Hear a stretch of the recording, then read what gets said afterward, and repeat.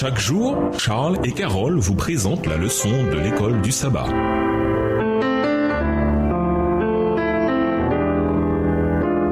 Bienvenue dans votre émission. Dieu nous parle. Nous voilà à la leçon de mardi. La question d'Isaac, où est l'agneau? La première mention de c'est un agneau en hébreu apparaît dans la même histoire que la première mention de l'amour, Genèse 22. L'agneau, évidemment, est l'un des symboles les plus présents dans le livre de l'Apocalypse, où Jésus est appelé l'agneau plus de 20 fois. Dans l'une des scènes les plus frappantes de l'Apocalypse, celle où Jean visite la salle du trône de Dieu au chapitre 4 et 5, l'agneau tient même le rôle central. Lisons Genèse 22, les versets 7 et 8, Exode 12, les versets 3 à 13 et Apocalypse 5, les versets 5 à 10. En quoi l'histoire du sacrifice inachevé d'Isaac nous aide-t-elle à comprendre l'emploi symbolique des agneaux? En quoi ce récit est-il lié à ce que Jean voit dans Apocalypse 5? Genèse 22, les versets 7 et 8. Alors Isaac, parlant à Abraham, son père, dit « Mon père !» Il répondit « Me voici, mon fils. » Isaac reprit « Voici le feu et le bois. Mais où est l'agneau pour l'holocauste ?» Abraham répondit « Mon fils, Dieu se pourvoira lui-même de l'agneau pour l'holocauste. » Et ils marchèrent tous deux ensemble.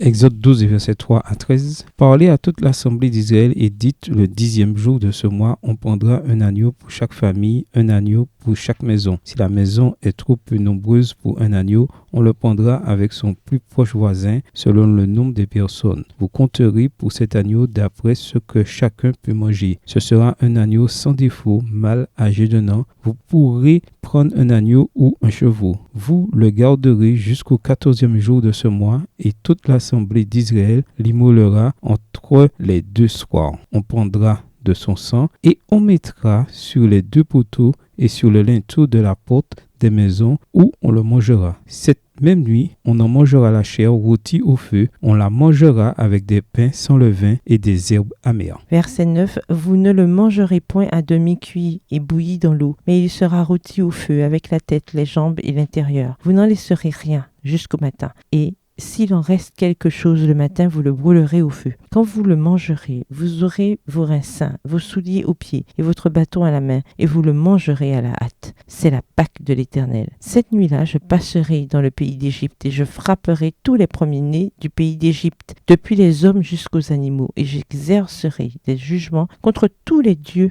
de l'Égypte. Je suis l'Éternel. Le sang vous servira de signe sur les maisons où vous serez. Je verrai le sang et je passerai par-dessus vous, et il n'y aura point de plaie qui vous détruise quand je frapperai le pays d'Égypte. Apocalypse 5, les versets 5 à 10. Et l'un des vieillards me dit, ne pleure point, voici le lion de la tribu de Juda, le rejeton de David, a vaincu pour ouvrir le livre et ses 7 sceaux. Et je vis au milieu du trône et des 4 êtres vivants, et au milieu des vieillards, un agneau qui était là comme immolé. Il avait 7 cornes et 7 yeux, qui sont les 7 esprits de Dieu envoyés par toute la terre. Il vint et il prit le livre de la main droite de celui qui était assis sur le trône. Quand il eut pris le livre, les 4 êtres vivants et les 24 vieillards se prosternèrent devant l'agneau, tenant chacun une harpe et des coupes d'or remplies de parfums, qui sont les prières des saints. Et ils chantaient un cantique nouveau en disant, tu es digne de prendre le livre et d'en ouvrir les sceaux, car tu as été immolé et tu as racheté pour Dieu par ton sang des hommes de toute tribu, de toute langue, de tout peuple et de toute nation. Tu as fait d'eux un royaume et des sacrificateurs pour notre Dieu, et ils régneront sur la terre.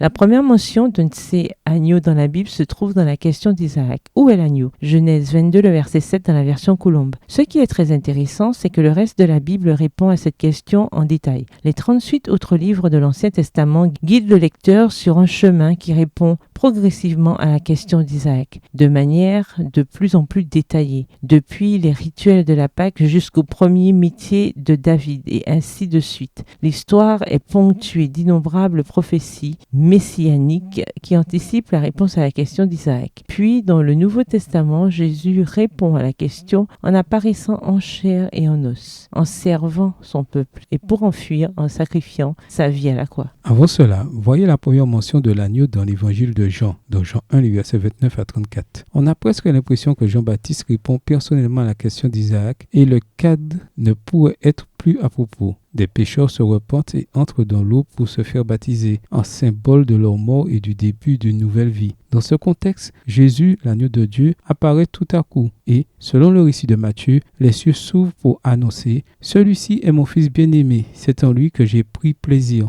Matthieu 3, verset 17. Remarquez comment une voix, l'ange de l'Éternel, annonce également des cieux la solution au problème d'Abraham et Isaac. Genèse 22, les versets 11 à 14. Quand on met en place toutes les pièces du puzzle, il est clair que Jésus, l'agneau de Dieu, est notre substitut. Cette idée éclaire considérablement notre compréhension de l'agneau immolé dans la vision de Jean. Pourquoi le fait de savoir que Jésus est notre substitut est-il aussi fondamental pour notre salut? Quelle espérance auriez-vous sans ce substitut, notamment pendant le jugement? Au revoir. Et à demain si Dieu veut. Dieu nous parle. Chaque jour, Charles et Carole vous présentent la leçon de l'école du sabbat.